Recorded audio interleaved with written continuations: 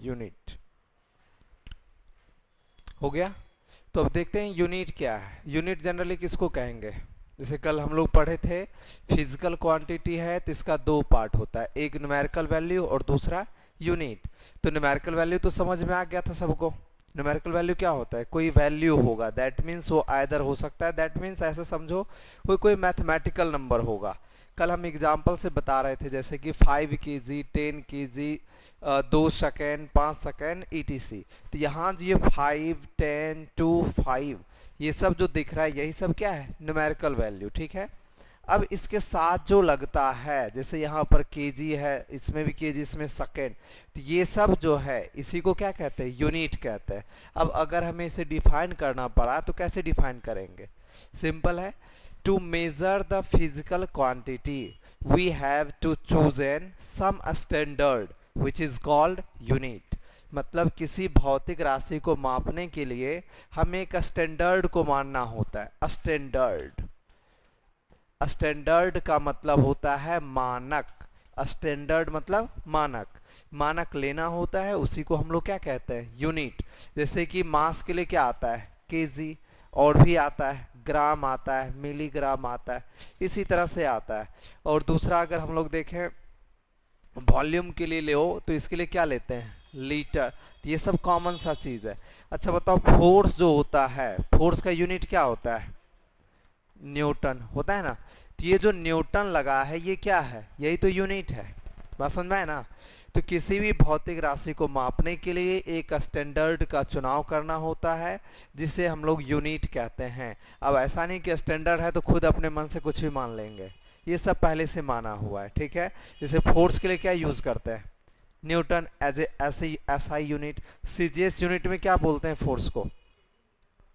KG metre, dine भी बोलते हैं ना। सीजीएस यूनिट ऑफ फोर्स, हाँ क्या बोलते हैं? डाइन होता है। और सीजीएस यूनिट ऑफ वर्क अर्ग। हाँ ये सब हम लोग आगे देखेंगे। तो इस तरह से होता है यूनिट। तो ओवरऑल यूनिट समझ में आ गया। तो इसका डिफिनेशन लिखने की आवश्यकता है नहीं है ना? क्या बोलो, लिखा दें? ठीक है लिखो, बोल के लिखा देते हैं। ठीक, लिखो। To measure, to measure, measure को ऐसे लिखना है MEASURE। To measure the physical quantity, to measure the physical quantity we have to, we have to, we have to choose, CHOOSE, we have to choose some standard। यहां लिखा हुआ है some standard, some standard which is called, which is called, which is called unit, which is called unit। Clear है? For example, for example unit of force, unit of force is, unit of force is Newton, Newton, Newton, dyne, DYNE, dyne, dyne, etc। रहने दो etc। अच्छा अब यहां से पूछा जाए second क्या है, तो सेकंड को क्या कहेंगे हम लोग? Second is the unit of time. Clear है? अगर पूछा जाए यहाँ पे मान लो वाट, वाट समझ में आ रहा है ना? वाट क्या है? What is the unit of power. और अभी हम लोग जितना भी यूनिट ये जैसे वाट बोले, जूल बोले, ये सब किसके अंतर्गत आ जाता है? ऐसा यूनिट के अंतर्गत। ठीक है। अब होता है यूनिट, इसका हिंदी भी लिखा है या क्लियर है? ठीक है ना? हाँ अब हम लोग देखते हैं इसका fundamental unit. Sorry type of unit के अकॉर्डिंग लिखना है। Types of unit, types of unit. पहला लिखना है फंडामेंटल और दूसरा लिखना है ड्राइव्ड।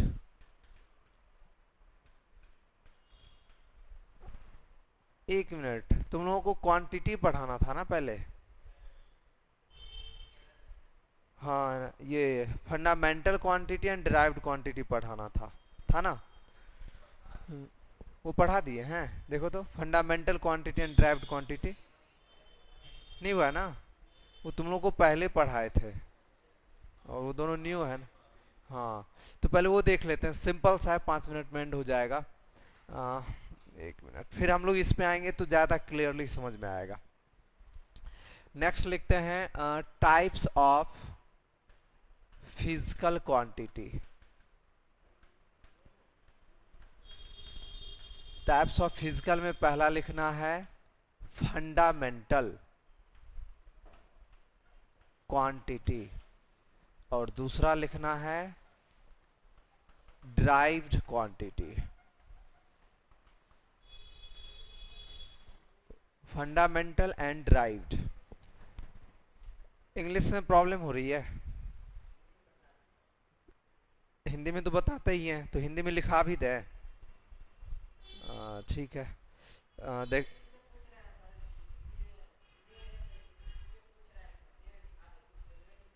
नहीं देखो, किसी के मन में कोई भी डाउट हो तो क्लियरली बोलना, क्लियरली बोलोगे तब ना यहाँ सॉल्यूशन बता पाएंगे। अपने मन में रखते हो तो हमको थोड़ी ना पता चलेगा क्या प्रॉब्लम है, तो कहीं भी दिक्कत जिस तरह से हो तो बोलो। ये लिख लो पहले, टाइप्स ऑफ फिजिकल क्वांटिटी। तो फंडामेंटल क्वांटिटी है, इसको हम लोग कहते हैं मूल राशि और इसको कहते हैं व्युत्पन्न राशि। देखो वैसे एयरफोर्स का करना है, एयरफोर्स का ही है ना, तुम एयरफोर्स के लिए हो ना। देखो ऐसे एयरफोर्स के लिए करना है तो ज़्यादा फोकस करो इंग्लिश मीडियम के लिए ही, बिकॉज तुम्हारा जो इंटरव्यू होगा पैनल के द्वारा तो हिंदी में तो नहीं होगा, है ना। इंटरव्यू जो तुम वहाँ पे फेस करोगे, अगर एक्स के लिए जाते हो तब वाई में नहीं होता इंटरव्यू, एक्स में होता है, तो वहाँ पे जो इंटरव्यू तुम्हारा होगा तो इंग्लिश में ही होगा, तो इसलिए कोशिश करो इंग्लिश पे ज़्यादा फोकस करने के लिए। लिख लिया fundamental quantity and derived quantity, ठीक है। लिखा है अब इसमें, लिखो फंडामेंटल क्वांटिटी में, फंडामेंटल, तो इसको भी हम लोग शॉर्टकट में ही लिखते हैं, ज़्यादा डिटेल्स लिखने की आवश्यकता नहीं है। लिखो फंडामेंटल क्वांटिटी में which is which is which is which is independent, which is independent, which is independent, हो गया, which is independent, that means doesn't, that means doesn't depends on, doesn't depends on other quantities, other quantities, हो गया। अब इसमें आगे बस इतना तक रहने देते, अब आगे में क्या लिखा थे, इज कॉल्ड फंडामेंटल क्वांटिटी, समझ में आ रहा है ना। तो वैसा क्वांटिटी जो क्या हो, इंडिपेंडेंट हो, मतलब यह दूसरे राशि पर निर्भर नहीं करता हो, उसी को ही हम लोग क्या कहेंगे, फंडामेंटल क्वांटिटी। तो अब इसमें फंडामेंटल क्वांटिटी है तो इसका एग्जाम्पल देखते हैं। एग्जाम्पल में लिख लेना है मास, लेंथ, टाइम, etc। फिलहाल यही तीनों लिखना है, बिकॉज आगे हम लोग फिर चलेंगे इसका। टोटल कितने फंडामेंटल क्वांटिटीज होते हैं, 7, इसके साथ ही 2 सप्लीमेंट्री यूनिट भी होता है, तो हम लोग आगे देखेंगे यूनिट के बाद। फिलहाल लिख लिया mass, length and time. Hindi speed में लिखो इसका, फंडामेंटल क्वांटिटी का हिंदी, वैसी राशि, वैसी राशि जो स्वतंत्र हो, वैसी राशि जो स्वतंत्र हो, स्वतंत्र हो, अर्थात दूसरे राशि पर निर्भर नहीं करता हो, अर्थात दूसरे राशि पर निर्भर नहीं करता हो, दूसरे राशि पर निर्भर नहीं करता। उदाहरण के लिए लिख लो मास, लेंथ, टाइम, etc। मास लेंथ टाइम etc।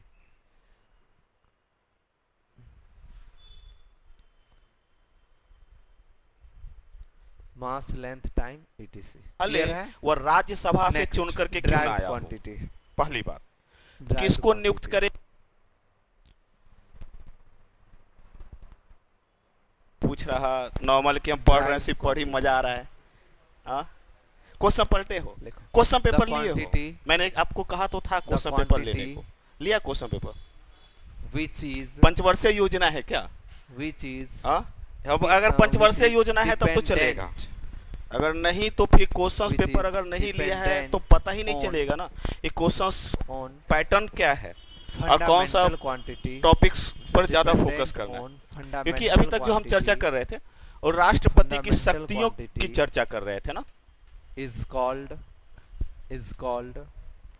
शक्तियां क्या क्या है, तो हमने जो बांटा था कि 4 से 5 भागों में। ध्यान रखिएगा बंधु, बार बार मैं कहता हूं कि जो भी आप पढ़ेंगे इस तरीके से पढ़ेंगे ताकि उसके मल्टी डायमेंशंस को देख सके।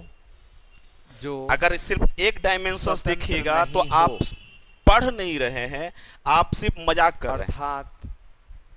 इसके पीछे मैं रीजंस बता देता हूं। पॉलिटी कभी भी स्ट्रेट फॉरवर्ड क्वेश्चंस नहीं पूछता है, अर्थात हमेशा करंट से कोरिलेट करके पूछता है पॉलिटी का, और सबके लिए आसान लगता है कि पॉलिटी सबसे सबका आसान है क्योंकि लक्ष्मीकांत पढ़ रखा है, व्युत्पन्न राशि का तो मजा आ रहा है। पॉलिटी तो इतना इजी है क्या? अब इसके एग्जांपल और जब एग्जाम से बाहर निकलते तो यार ये वाली कैसे गलती हो गई। अब स्पीड देखो, सबसे ज्यादा कंफ्यूजन पॉलिटी करता है या डिराइव्ड तो देखो, क्योंकि उसका डायमेंशंस हमेशा करंट से कोरिलेट करके देता है। यहाँ पर भी हम बार बार कह रहे हैं कि जब भी हम चर्चा करेंगे तो करंट से कोरिलेट करेंगे। अच्छा, डिस्टेंस क्या जब हम राष्ट्रपति की शक्तियों को देखेंगे तो हमने सबसे पहले पढ़ा था कार्यकारी शक्ति के बीच का डिस्टेंस या राजनीतिक शक्ति, और लेंथ क्या पहला तो ये था फंडामेंटल क्वांटिटी। और आमतौर पर हमने इसे कहा था या दो चीजों पे करने की शक्ति, एक तो डिस्टेंस पे कर रहा है और दूसरा टाइम पर, मतलब टाइम के बढ़ने घटने से स्पीड बढ़ेगा घटेगा, डिस्टेंस के भी बढ़ने घटने से स्पीड भी बढ़ेगा घटेगा। नियुक्त करता है तो किसे किसे नियुक्त करता है राष्ट्रपति? टाइम एंड डिस्टेंस प्रधानमंत्री को करता है। दैट्स व्हाई स्पीड क्या कहा जो बहुमत लोकसभा में बहुमत दल का जो नेता होगा उसको, इस हिसाब से बताओ प्रधानमंत्री तभी बनेगा जब लोकसभा में अर्थात निचली सदन में बहुमत दल का नेता हो। ये जरूरी नहीं है कि लोकसभा का मेंबर हो, एक बार ये जरूरी नहीं है वो बहुमत दल का नेता हो, भले वो राज्यसभा से चुन करके क्यों ना आया हो। सपोज दैट 10 या 20 केजी है, किसको नियुक्त करेगा राष्ट्रपति? रहेगा 2 साल बाद देखेंगे फिर भी कैग के अध्यक्ष को, जो संवैधानिक संस्था है लगे तो संवैधानिक संस्था। तो कभी कभी तो पूछ लेता है इनमें से कौन संवैधानिक संस्था इंडिपेंडेंट होता है, इनमें से कौन संवैधानिक संस्था नहीं है। बट तो कुछ बातें याद रखिएगा, वित्त आयोग हो गया, लीनियर मोमेंटम, वित्त आयोग, एनर्जी, ये सभी का सभी किसमें आ जाएगा? CAG, controller and auditor general है। Next national council of scheduled tribunals यानी एनसीएससी। लिखो types of unit, NCSC, ST और BC. National council of schedule caste, national council of schedule tribunals और national council of backward caste. इसके अध्यक्ष की नियुक्ति clear, राज्यपाल की नियुक्ति, जो भी नियुक्ति करेगा। राज्यसभा में 12 सदस्यों की नियुक्ति। अब लोकसभा खत्म हो गया है, जो 2 एंग्लो इंडियन का करता था लोकसभा समाप्त हो गया, तो राज्यसभा में 12 सदस्यों की नियुक्ति। जो भी नियुक्ति करने की जो शक्तियां होगी वो सारी शक्तियां कहलाती है राजनीतिक शक्ति। यहाँ तक तो चर्चा हो चुकी थी। अब देखो क्लियर। दूसरी शक्ति थी विधायी शक्ति। अभी हम लोग इस या चीज को देखें, आमतौर पर हम फंडामेंटल क्वांटिटी और ड्राइव्ड क्वांटिटी, बस थोड़ा सा डिफरेंस है। एक तरह से देखो तो डिफरेंस कुछ भी नहीं। को आम भाषा में क्वांटिटी क्या होता था? कानून बनाने की शक्ति। और यहां से क्वेश्चंस 3 बार बीपीएससी में 3 बार यहां से क्वेश्चंस पूछा गया है। तो अब क्या करना है? क्वांटिटी को हटा के उसकी जगह पर क्या पुट कर देना है? तो क्या क्या प्रशासनिक शक्ति में है? ड्राइव्ड क्वांटिटी क्या तो सबसे पहला अगर मैं प्रशासनिक शक्ति की बात करूं, फंडामेंटल पर, तो यूनिट भी क्या होगा? तो सबसे पहले कानून बनाने की शक्ति। अब कानून कौन कौन सा? मैंने कानून को दो अर्थों में बांटा था। देखो इस अर्थ में यूनिट किसके लिए आता एक है? तो अध्यादेश जारी किसके करने लिए की आता है? शक्ति, क्वांटिटी के लिए ना, ऑर्डिनेंस जारी यूनिट जो करता है है। क्वांटिटी के लिए आता है। अनुच्छेद देख रहे हैं 123 फंडामेंटल कहता है यूनिट, दैट मींस कि फंडामेंटल राष्ट्रपति क्वांटिटी के लिए जब आएगा। तो फंडामेंटल संसद क्वांटिटी क्या था? मास, लेंथ, कार्य टाइम, में करंट, नहीं यही सब है। हो तो इसी का यूनिट और लिखेंगे तो कानून केजी हो जाएगा, लाना, मीटर हो परिस्थितियां जाएगा, ऐसी सेकेंड हो बन जाएगा, जाए कि उस पर एम्पियर हो कानून जाएगा। लाना ये सब क्या आवश्यक कहलाएगा? हो, फंडामेंटल। तब अब राष्ट्रपति डिराइव्ड यूनिट की बात करें, अध्यादेश इसी जारी में आप लगा करता दो है, केजी, ऑर्डिनेंस मीटर जारी करता प्रति है। सेकेंड, और यह शक्ति मीटर राज्यपाल के प्रति पास भी सेकेंड है, स्क्वायर, ध्यान रखिएगा। Newton, joule. और यह ये सब का सब क्या अध्यादेश कहलाएगा? सिर्फ Derived दो unit। विषयों पर Clear जारी है? होगा, तो हो सकता है सभी तुमको विषयों पर objective नहीं में जारी क्वेश्चन होगा, आ सिर्फ दो सकता है विषयों कि पर। निम्नलिखित में से कौन कौन बताएं सा? कौन तो सा एक संघ फंडामेंटल सूची क्वांटिटी है। चार और ऑप्शन दे एक दिया, जैसे मान समवर्ती लो सूची पर। ऑप्शन ए दे देता है न्यूटन, ऑप्शन राज्य बी दे सूची देता पर है जूल, जारी नहीं ऑप्शन करेगा, सी दे राज्य देता सूची है पर जारी मीटर, करने का और अधिकार ऑप्शन डी दे देता राज्यपाल है को है। वाट। ठीक है, क्लियर? इस तरह से तो तुमको चार इस पर यूनिट दे दिया। अध्यादेश जारी अब पूछेगा करेगा, इसमें से परंतु बताएं कि वह निम्नलिखित में अध्यादेश से तभी कौन सा तक फंडामेंटल यूनिट है? लागू है जब तक सदन की बैठक शुरू न ये हो चार जाए। ऑप्शन है, इसमें से तुम्हें चूज प्रथम करना है कि बैठक के दौरान ही fundamental उस unit कौन अध्यादेश सा को है। न्यूटन पटल पे है रख दिया या जाता जूल है। है या और वाट है या ध्यान मीटर है, रखिएगा, कौन सा होगा फंडामेंटल यह यूनिट? अध्यादेश जरूरी नहीं है कि डेफिनेटली होगा सदन इसे मीटर। पारित क्यों? कर क्योंकि ही दे। मीटर किसके लिए आता है? लेंथ अगर के लिए। सदन पारित और लेंथ तो नहीं फंडामेंटल करता होता है, है। वहाँ की तो न्यूटन किसके लिए? अध्यादेश समाप्त हो जाएगा। फोर्स, परंतु जूल, राष्ट्रपति वर्क या संवैधानिक एनर्जी, प्रमुख है वाट और पावर के लिए। कैबिनेट तो की बात समझ में सलाह आ गया पर ना? कार्य तो इस करता तरह से है, तुमको क्वेश्चन आता है। इसलिए Clear है? कई बार तो एक example से सिर्फ कई लिख लो। बार अध्यादेश लाया जा सकता है। क्या अब ये सोचने वाली बात है कि अध्यादेश बार बार लाना एग्जाम्पल लिख लो। क्या ये लोकतंत्र की अवहेलना नहीं है? क्या लोकतंत्र का मजाक नहीं है? जहां संसद मंदिर माना जाता हो लोकतंत्र का, जहां चर्चा होनी चाहिए और चर्चा के द्वारा कानून पारित होनी चाहिए, वहां बार बार अध्यादेश लाना ये एक संसदीय परंपरा के खिलाफ है या नहीं? हो गया, मिटाएं बेस इसको बात हम। है।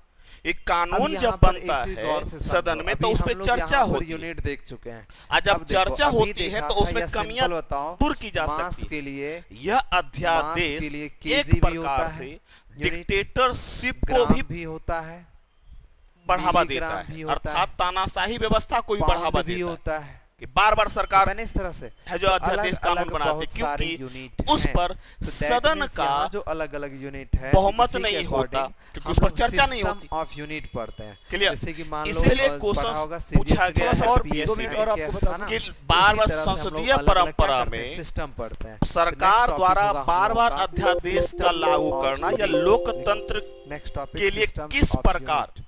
या लोकतंत्र को किस प्रकार नुकसान पहुंचाता है। क्लियर? इसके अध्यादेश जारी करने के संबंध में System इसकी of आलोचनात्मक unit। व्याख्या कीजिए।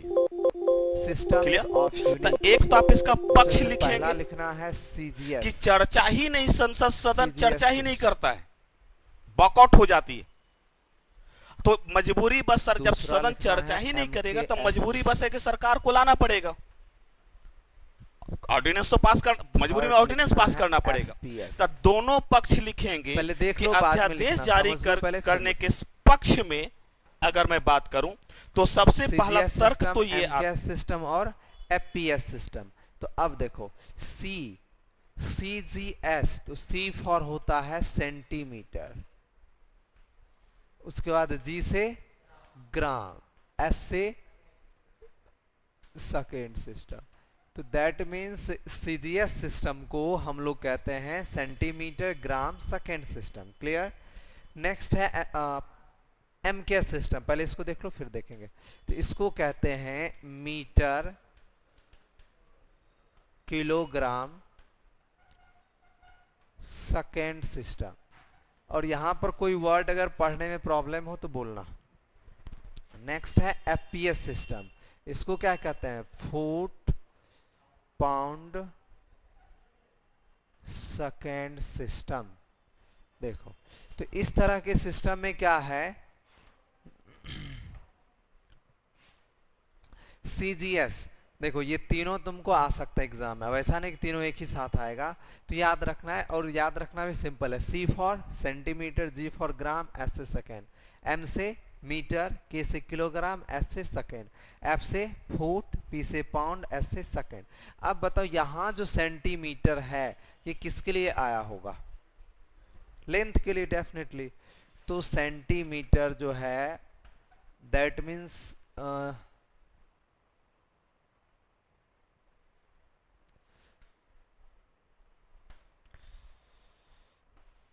देखो लेंथ के लिए क्या आया होगा, सेंटीमीटर, मास के लिए ग्राम, टाइम के लिए सेकेंड। देखो तुमको एक तरह से कह सकते हो हम ये चाह रहे हैं कि तुम्हारा मटेरियल कम से कम हो और क्वेश्चन ज्यादा से ज्यादा बने, ज्यादा याद रहे। इसको अगर लिखाएंगे तो 3 लाइन में लिखेगा, ठीक है, 3 या 4 लाइन भी हो सकता है। अब मान लो 4 लाइन अगर याद करना पड़ा तो तीनों का कितना हो जाएगा, 12 लाइन। इसलिए शॉर्टकट में दिखा रहे हैं, फिर भी अगर दिक्कत हो तो बोलना। यहाँ पे बताओ, यहाँ तुम्हें कोई प्रॉब्लम नहीं आ रहा है ना किसी को। तो लेंथ के लिए क्या यूज होता है, सेंटीमीटर, मास के लिए ग्राम और टाइम के लिए सेकंड। तुम लास्ट पहले यहां देखना है, लिखने को बोला जाए तब लिखना है, ठीक है। देखो तो सीजीएस सिस्टम में क्या होता है, लेंथ के लिए हम लोग क्या यूज करते हैं, सेंटीमीटर, मास के लिए क्या यूज करते हैं, ग्राम, टाइम के लिए क्या यूज करते हैं, सेकेंड, ठीक है। अब सिमिलरली एमकेएस सिस्टम है, तो एमकेएस सिस्टम में मीटर, बताओ मीटर आया होगा तो किसके लिए आया होगा, लेंथ के लिए। तो दैट मीन्स लेंथ के लिए यहां पर लिया जाता है मीटर, मास के लिए लिया जाता है किलोग्राम और टाइम के लिए क्या लिया जाता है, सेकेंड। सिमिलरली फुट, एफपीएस, तो फुट किसके लिए आएगा, लेंथ। घर जो बनाता है, ये राजमिस्त्री का काम करता है, उसको देखना वो मीटर बहुत कम ही यूज करेगा। वो जनरली क्या यूज करेगा, 5 फुट, 6 फुट, 10 फुट, इस तरह से यूज करता है। तो फुट किसके लिए आता है, लेंथ के लिए।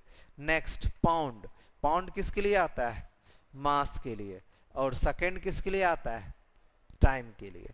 तो अब देखो तुमको क्वेश्चन इस तरह से आ जा सकता है कि एफपीएस सिस्टम में यूज होता है, mass is used in FPS system. Option A kilogram, gram, pound, इस तरह से देगा। 4 ऑप्शन दे सकता है, जैसे मान लो सबसे पहले दे दिया किलोग्राम, बी का डाल दिया तुमको पाउंड ही मान लो, सी का दे दिया ग्राम और डी का फुट मान लो। क्वेश्चन दे दिया तुमको कि एफपीएस सिस्टम में मास के लिए प्रयोग करते हैं, एफपीएस सिस्टम में मास के लिए प्रयोग करते हैं। तो 4 में से चूज करना होगा, कौन सा चूज करेंगे, डेफिनेटली पाउंड, क्योंकि एफपीएस में पी बराबर क्या होता है, पाउंड ही तो होता है। तो क्लियर है। तो उसी तरह से याद रखेंगे, सीजीएस में लेंथ के लिए सेंटीमीटर, मास के लिए ग्राम, टाइम के लिए सेकेंड। एमकेएस में लेंथ के लिए मीटर, मास के लिए किलोग्राम, टाइम के लिए सेकेंड। और एफपीएस में लेंथ के लिए फुट, मास के लिए पाउंड और टाइम के लिए सेकेंड का इस्तेमाल होता है। क्लियर है। इसको 2-3 बार इसलिए रिपीट किए ताकि तुम लोग को याद भी हो जाएगा और आगे जब न्यूमेरिकल्स आएगा तो वहां पर इसी का यूज करेंगे। जल्दी से लिखो इसको शॉर्ट में।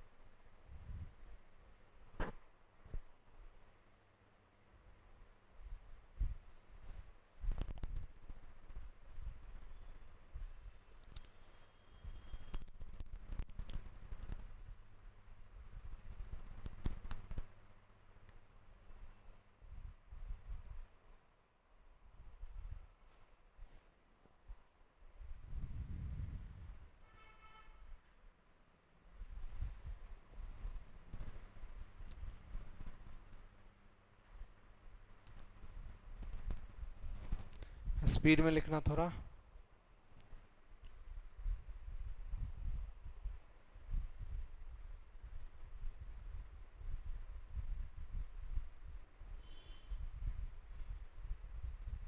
हो गया, चलो ठीक है। तो यहाँ तक में किसी को कोई दिक्कत नहीं है। अब देखो इसमें से कुछ यूनिट है जिसके बारे में थोड़ा सा याद रखना है। जैसे कि ये फुट हो गया और ये पाउंड हो गया। जनरली हम लोग ये सब यूनिट यूज नहीं करते हैं, ठीक है। तो अब नेक्स्ट में लिख लेना है 1 फुट में कितना होगा और 1 पाउंड में कितना होगा। तो ओवरऑल इसमें किसी को कोई दिक्कत नहीं है, क्लियर।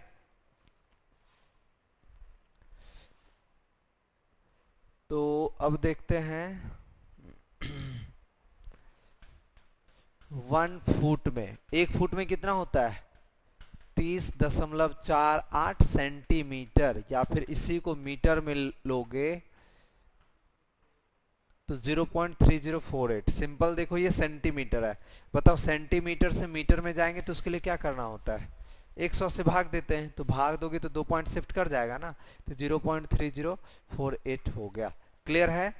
नेक्स्ट 1 पाउंड, 1 पाउंड में कितना केजी होता है 0.454 केजी। ये और आगे बढ़ता जाता है लेकिन इतना तक लिख सकते हैं। पाउंड का जनरली यूज हम लोग कहाँ करते हैं, हाँ केक, जो बर्थडे केक, अलग अलग केक आता है वहां पर हम लोग पाउंड यूज करते हैं, नोट करो।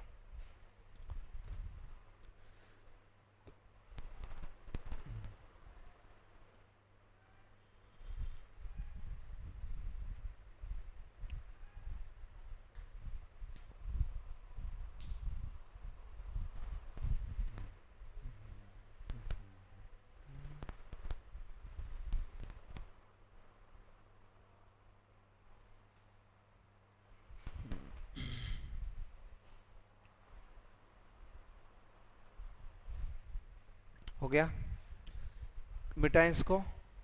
तो इसको याद रखना, आगे और भी यूनिट होगा लिखवा दिया जाएगा इस तरह। हाँ बोलो। हाँ, ग्राम में लिखने के लिए क्या करेंगे, 1000 से गुना करेंगे तो फिर ये कट जाएगा, 454 ग्राम हो जाएगा, क्लियर है। नेक्स्ट, अब हम लोग आते हैं फोर्थ जो टाइप था एसआई यूनिट, उस पर लिखो एसआई यूनिट, एसआई यूनिट।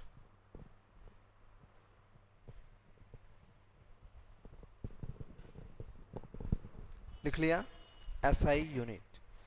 देखो एसआई यूनिट में जो है हाँ ये कह सकते हो इसको, इसका फुल फॉर्म होता है international system of unit.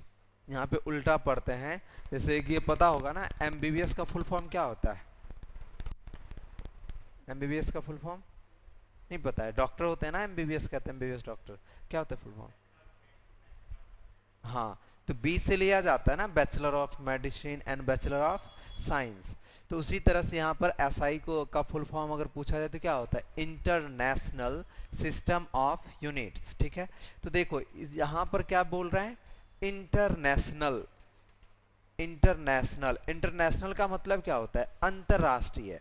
That means ये ऐसा सिस्टम ऑफ यूनिट्स है जो ऑल ओवर वर्ल्ड, इंटरनेशनल मतलब वो अंतरराष्ट्रीय, मतलब जितना भी कंट्री है तो हर एक कंट्री में ये सिस्टम को यूज किया जाता है। जैसे कि मान लो मास के लिए क्या होता है केजी, पहले से पता है सही सिस्टम।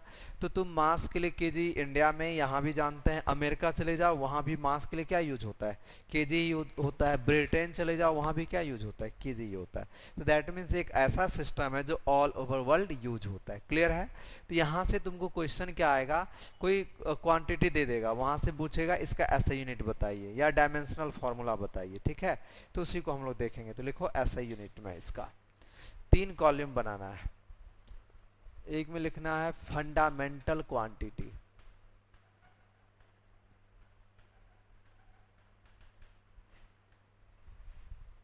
दूसरा में लिखना है एसआई यूनिट,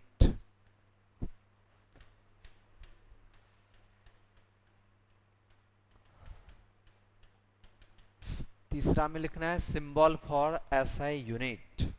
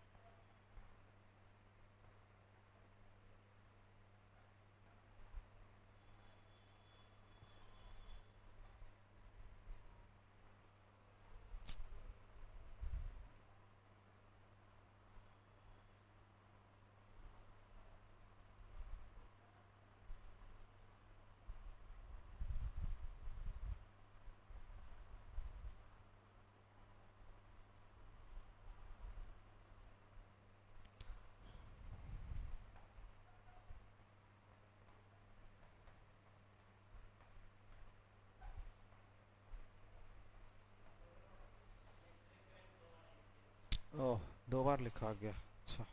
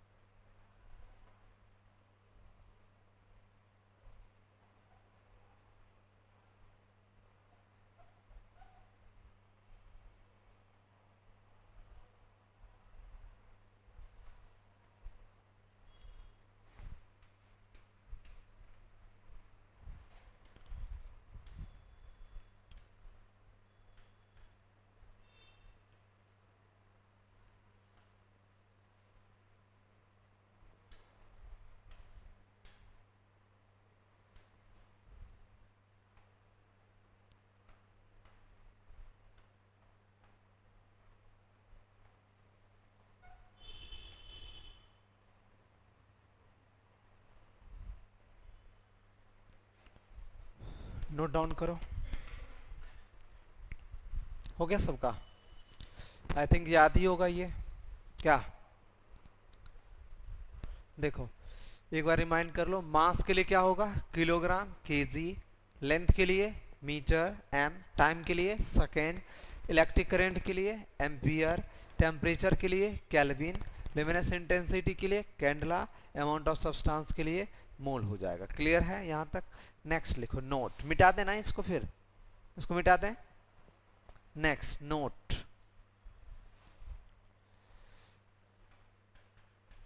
नोट, नोट 1।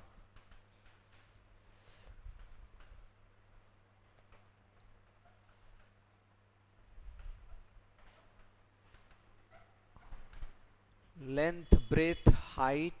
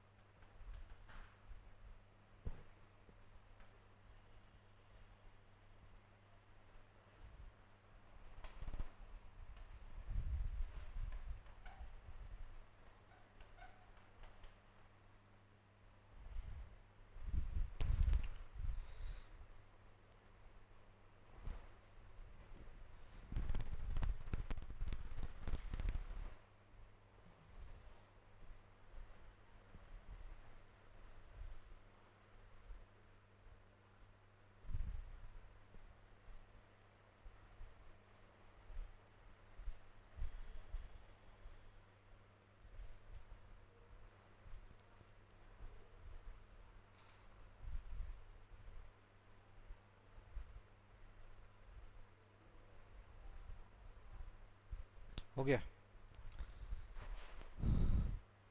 तो अब यहाँ से देखो यहाँ पर नोट 1 और 2 लिखाया गया है। ऊपर है length, breadth, height, radius, distance, displacement. इसमें और भी कोई टर्म ऐड हो सकता है, तो इस सब का ऐसे यूनिट क्या लिखे? मीटर। वाई? सब एक प्रकार का क्या है? लेंथ ही है। सबको लेंथ में हम लोग कैटेगराइज कर सकते हैं। से इस रूम को देख लो, इधर से ये वाला पार्ट क्या कहलाएगा? इसका ब्रेथ, चौड़ाई, और वो वाला पार्ट क्या कहलाएगा? लंबाई।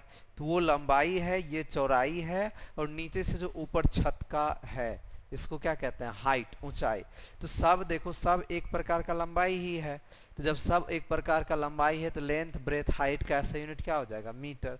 सिमिलरली रेडियस, सर्कल में पढ़ा है, वृत्त में बताओ, रेडियस भी एक प्रकार का लेंथ है। वहां भी हम लोग पढ़ते थे ना, 10 मीटर का वृत्ताकार त्रिज्या, इस तरह से। तो भी एक प्रकार का लेंथ है, तो मीटर हो जाएगा। डिस्टेंस, दूरी, ये भी एक प्रकार का क्या है? लेंथ। समझ में आया? डिस्टेंस जो तुम मेजर कर, जैसे अपने रूम से यहां तक आए हो, तो ये डिस्टेंस कवर्ड किया है, तो ये भी एक प्रकार का क्या है? लेंथ ही है। उसी तरह से डिस्प्लेसमेंट देखें तो डिस्प्लेसमेंट क्या होता है? दो बिंदु के बीच की शॉर्टेस्ट लेंथ, शॉर्टेस्ट डिस्टेंस, तो भी एक प्रकार का लेंथ ही है। दैट मीन्स तुमको आगे कहीं भी ये सब वर्ड मिलता है तो सबके लिए क्या यूज करना है? मीटर ही यूज करना है। क्लियर? नेक्स्ट देखो, कह रहा है constant value, trigonometrical ratio, logarithmic function, ये सब का क्या होगा? कोई यूनिट नहीं होगा। क्यों क्यों नहीं होगा यूनिट? बताना कोई। कांस्टेंट है इसलिए, यही तो यहां पर बताना है कि वैल्यू क्यों नहीं होगा। देखो सिंपल सी बात है, कांस्टेंट वैल्यू है 5, 10, 15, तो डेफिनेटली इसका कोई यूनिट नहीं होगा। ट्रिगोनोमेट्रिकल रेशियो, कोई भी ट्रिगोनोमेट्रिकल रेशियो लेते हैं, जैसे कि साइन थीटा लेते हैं, इसका यूनिट, तो बताओ साइन थीटा एक्चुअल में होता क्या है? P by H. तो P जो है परपेंडिकुलर और ये हाइपोटेनस, दोनों ट्रायंगल का साइड है, भुजा है, तो भी एक प्रकार का क्या है? लेंथ है। तो दोनों का लिखेंगे भी तो मीटर बटा मीटर कट जाएगा। बस समझ में आया? दैट मीन्स इसका नो यूनिट। उसी तरह से लॉगरिथमिक फंक्शन है, तो इसका भी वैल्यू निकलता है कांस्टेंट वैल्यू, तो इसका भी नहीं होगा। जैसे एक क्या, हाँ वो भी ऐड कर सकते हो, एक एक्सपोनेंशियल आता है, तो जनरली तुमको एक्सपोनेंशियल वाला फॉर्मूला देखने को यहाँ नहीं मिलेगा, बिकॉज वो हायर लेवल के एग्जाम में एक्सपोनेंशियल वाला मिलता है, इसलिए उसको यहाँ पर हटा दिए। बट वो भी लिख सकते हो, exponential e to the power x, ये मे भी पढ़ा होगा 12th में, मैथ्स में जनरली यूज होता है। तो ये e to the power x, ये सब भी होता है। तो ये सभी जो है एक कांस्टेंट वैल्यू देता है, दैट्स व्हाई इस सब का यूनिट नहीं होता है। जैसे मान लो वर्क के लिए, वर्क बराबर क्या होता है formula?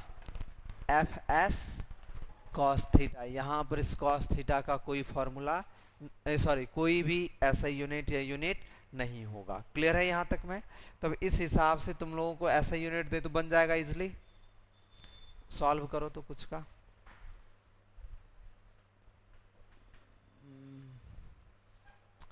Speed, distance by time, velocity,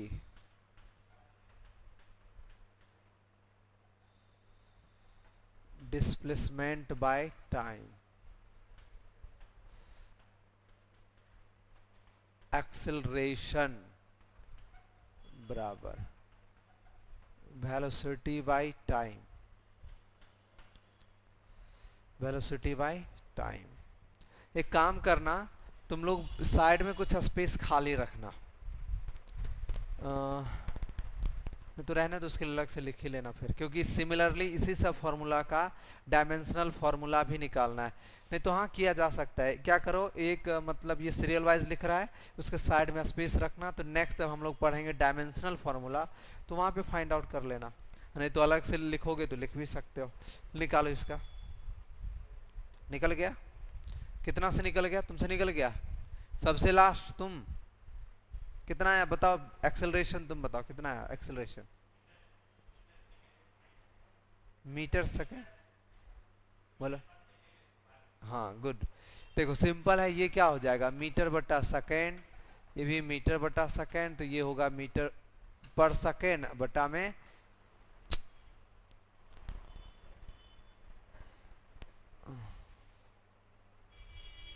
तो ये नीचे में होगा सेकेंड बराबर क्या हो जाएगा मीटर पर सेकेंड स्क्वायर। क्लियर है इस तरह से। नेक्स्ट अब तुम लोगों को निकालना है फोर्स का। फोर्स का क्या हो जाएगा मास इनटू एक्सिलरेशन। साइड में स्पेस छोड़ देना, इसी में डायमेंशनल भी निकाल लेंगे हम लोग, साइड में स्पेस छोड़ देना। हाँ बताओ तो जल्दी से इसका। मास के लिए केजी, इसके लिए देखो मास के लिए तो केजी हम लोग पढ़े हैं अभी। अब आगे है एक्सेलरेशन। एक्सेलरेशन का यूनिट क्या आया है मीटर पर सेकेंड स्क्वायर, तो यहाँ पर डालेंगे मीटर पर सेकेंड स्क्वायर। अब याद रखना इसी केजी मीटर पर सेकेंड स्क्वायर को कहा जाता है न्यूटन। एन का मतलब यहाँ पर क्या है न्यूटन। क्लियर है। तो दैट मीन्स एग्जाम में ये भी फॉर्मूला देखने को मिलेगा। तो बताओ ये न्यूटन कहा गया तो इसको हम ऐसा लिख सकते हैं क्या 1 न्यूटन बराबर 1 केजी पर मीटर स्क्वायर। बताओ ऐसा लिख सकते हैं। तो देखो इसको एग्जाम में क्या करेगा पावर को चेंज कर देगा, माइनस कर देगा, प्लस कर देगा। तो ये सब ध्यान वहां पे रखना है, ठीक है ना। ऑब्जेक्टिव में आ सकता है। लिखो 1 न्यूटन बराबर 1 केजी मीटर पर सेकेंड स्क्वायर।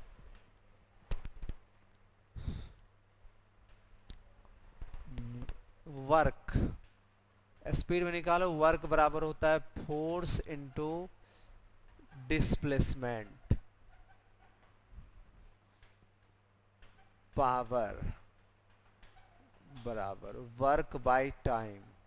किसी को वर्ड में प्रॉब्लम हो तो बताना। एरिया बराबर होता है लेंथ इनटू ब्रेथ। वॉल्यूम बराबर लेंथ ब्रेथ हाइट।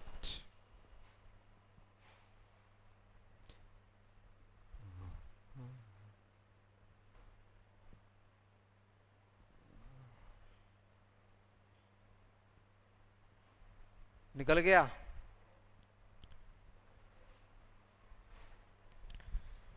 वर्क का क्या आया। हाँ तो अब हम लोग उसको उतना लॉन्ग नहीं लिखेंगे। तो वर्क बराबर क्या था फोर्स। तो फोर्स का क्या होता है अभी जस्ट देखे न्यूटन, तो इसको न्यूटन कर लेंगे। डिस्प्लेसमेंट का क्या होता है मीटर, तो क्या हो जाएगा न्यूटन मीटर। लेकिन ये न्यूटन मीटर तो होता ही है, साथ ही साथ हम लोग इसको बोलेंगे जूल। ये जो होता है ये किसके बराबर होता है जूल के बराबर। दैट मीन्स 1 जूल बराबर 1 न्यूटन मीटर। इसको भी याद रखना, यहां पर लिख लो JOULE जूल। हो गया। नेक्स्ट क्या हुआ पावर। पावर बराबर क्या होता है वर्क बाय टाइम। तो वर्क का भी क्या पढ़े हम लोग जूल, तो इसके लिए जूल लिखेंगे। टाइम के लिए सेकेंड, टाइम का सेकेंड होता है ना। तो क्या हो जाएगा पावर के लिए जूल बटा सेकेंड। बट इसी को क्या कहा जाता है वाट। तो ये वाट हो जाए, ये वाट हो जाएगा। तो ओवरऑल हम लोग फिर इसको लिखेंगे 1 watt is equal to 1 joule per second. ये जितना भी फॉर्मेट इस तरह से आ रहा है तो इसको याद रखने क्वेश्चन आ सकता है इस तरह से। Next area. एरिया को बताना नहीं पड़ेगा, क्या हो जाएगा एरिया का हो जाएगा मीटर स्क्वायर, क्योंकि सिंपल है लेंथ इनटू ब्रेथ है तो मीटर स्क्वायर। वॉल्यूम के लिए मीटर क्यूब। क्लियर है। Next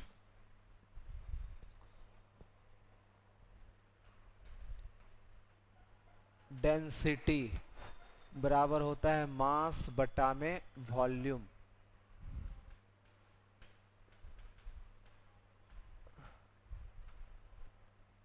linear momentum mass into velocity.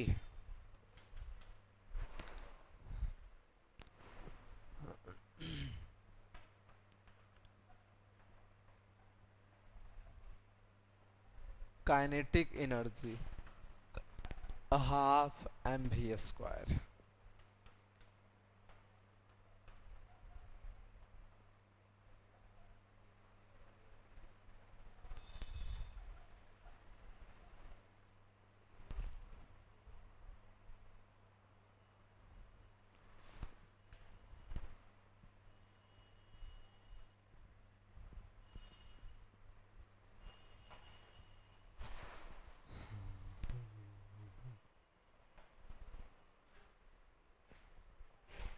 हो गया सबका?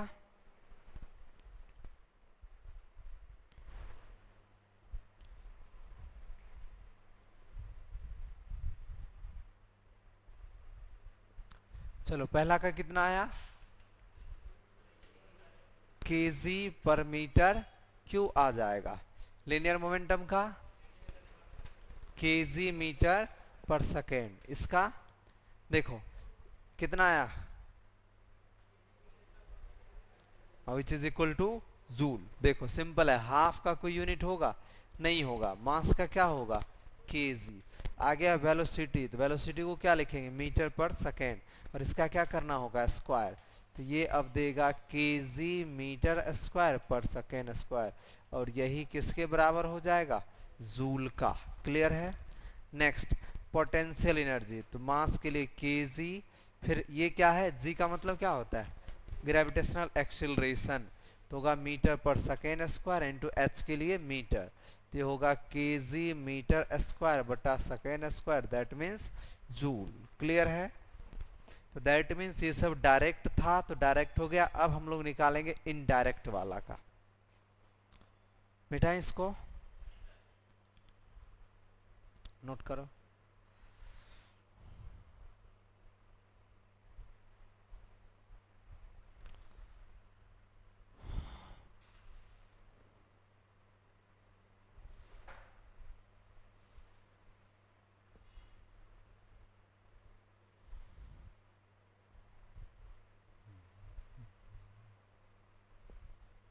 हो गया?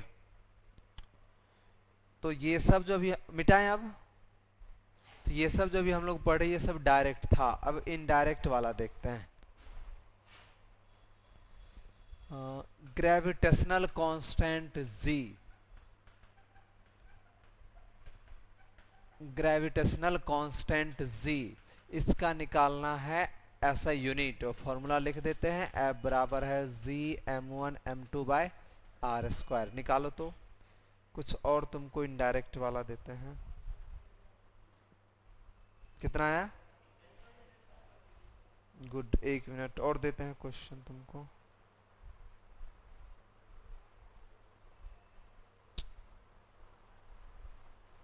हम केस क्या था हमारा ऑब्जेक्टिव,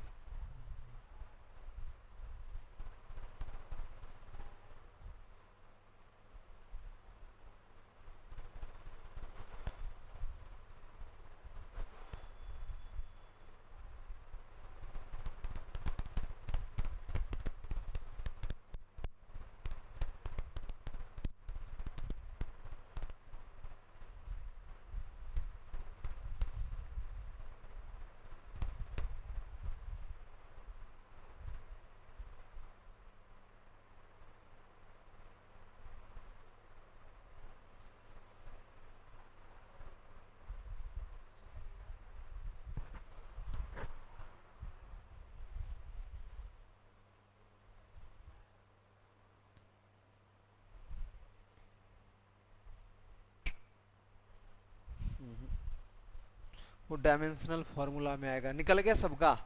देखो z को क्या करेंगे, पहले हम लोगों को z का निकालना है, तो z बराबर क्या लिखेंगे एफ आर स्क्वायर बटा में m1m2। तो बताओ फोर्स के लिए क्या लिखते हैं न्यूटन, r डिस्टेंस है तो मीटर, 2 था स्क्वायर था तो स्क्वायर कर दिए, नीचे है m1 मतलब kg, m2 मतलब kg, तो हो जाएगा न्यूटन मीटर स्क्वायर बटा में kg स्क्वायर। क्लियर है? तो ओवरऑल एनीवन, किसी को अगर डाउट है ऐसे यूनिट में तो पूछो, नहीं तो फिर हम लोग आएंगे नेक्स्ट टॉपिक में। किसी को कोई दिक्कत नहीं है? तो नेक्स्ट लिखो डायमेंशनल, डायमेंशन लिखो पहले, डायमेंशन। चलिए थोड़ा हो कम स्कूल में खास करके इसको बोलते हैं क्या क्या बीमा। टॉपिक हम ज्योग्राफी डायमेंशन।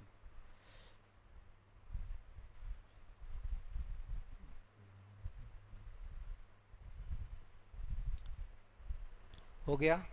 तो मेन जो अब हम लोग को और पढ़ना है तो डायमेंशन पढ़ेंगे, इसी का अलग अलग टाइप का क्वेश्चन आएगा और इसके साथ पहला चैप्टर फिनिश हो जाएगा। देखो तो डायमेंशन में क्या होता है, देखो क्वांटिटी कितना टाइप का बताया है दो, एक फंडामेंटल और दूसरा ड्राइव्ड। फंडामेंटल जो है वो इंडिपेंडेंट होता है, ड्राइव्ड क्या है, डिपेंड होता है किस पर, फंडामेंटल पर। तो डायमेंशन के लिए क्या करते हैं, जितना भी डिराइव्ड क्वांटिटी होता है इसको हम लोग ले जाते कहाँ, फंडामेंटल क्वांटिटी के टर्म में, पदों में। और सिर्फ टर्म में ही नहीं, मल्टीप्लिकेशन के टर्म में, मल्टीप्लिकेशन के टर्म में। मतलब डिराइव्ड क्वांटिटी को फंडामेंटल क्वांटिटी के टर्म में लिखेंगे, साथ ही साथ मल्टीप्लिकेशन के टर्म में लिखेंगे। तब फंडामेंटल क्वांटिटी पर जो पावर दिया जाएगा उसी पावर को हम लोग क्या कहेंगे, डायमेंशन बीमा कहेंगे। बात समझ में आया? एक एग्जांपल से समझते हैं। मान लो वेलोसिटी, बताओ वेलोसिटी कैसा क्वांटिटी है, फंडामेंटल या डिराइव्ड? ड्राइव्ड। तो वेलोसिटी बराबर क्या होता है, डिस्प्लेसमेंट बाय टाइम। तो इसको क्या करना है, सबसे पहले वेलोसिटी को ले जाना है फंडामेंटल में। बताओ डिस्प्लेसमेंट फंडामेंटल है या डिराइव है? फंडामेंटल। और डिस्प्लेसमेंट एक प्रकार का लेंथ है क्या, लेंथ लिख दिए, नीचे क्या लिखना है, टाइम लिख दिए। तो बताओ फंडामेंटल में तो आ गया, अब इसको क्या करना है, गुना के रूप में लिखना है। तो गुना के रूप में लिखने के लिए इसको बताओ हम ऐसा लिख सकते हैं, टाइम का पावर -1, तब ना हुआ गुना के रूप में। तो गुना के रूप में लिख दिए हैं। तो यहाँ पर दो कंडीशन फुलफिल करना होता है। मतलब सबसे पहले वेलोसिटी को हमें लिखना था फंडामेंटल क्वांटिटी के टर्म में, साथ ही साथ गुना के रूप में, गुना के रूप में आ गया। अब फंडामेंटल क्वांटिटी के ऊपर जो पावर डाला जाता है उसी पावर को क्या कहते हैं, डायमेंशन। तो देखो फंडामेंटल में आ गया, गुना में आ गया। तो बताओ पावर कितना है, पावर 1 है और ये -1। तो अगर पूछा जाए कि वेलोसिटी का डायमेंशन क्या होगा, तो वेलोसिटी का जो डायमेंशन होगा वह लेंथ में कितना 1, टाइम में कितना -1, ये होगा आंसर। बात समझ में आया? यहाँ पर तीन चीजें पढ़ते हैं, डायमेंशन, डायमेंशनल फॉर्मूला और डायमेंशनल इक्वेशन। तो ये सबसे पहला चीज पढ़ रहे हैं हम लोग, क्या है, डायमेंशन। तो डायमेंशन को सीधा समझो, यह एक तरह का पावर होता है, पावर होता है, ठीक है। डायमेंशन का मतलब पावर, किसके ऊपर पावर, तो फंडामेंटल क्वांटिटी के ऊपर, ठीक है। तो आज के लिए यहीं तक रहने देते हैं, नेक्स्ट क्लास में हम लोग पढ़ेंगे डायमेंशनल फॉर्मूला और फिर उसका यूज पढ़ेंगे, एप्लीकेशन।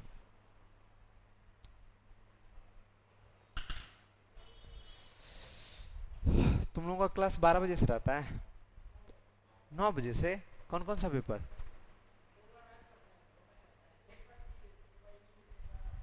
अच्छा, मतलब एक्स वाई दोनों का पढ़ता है।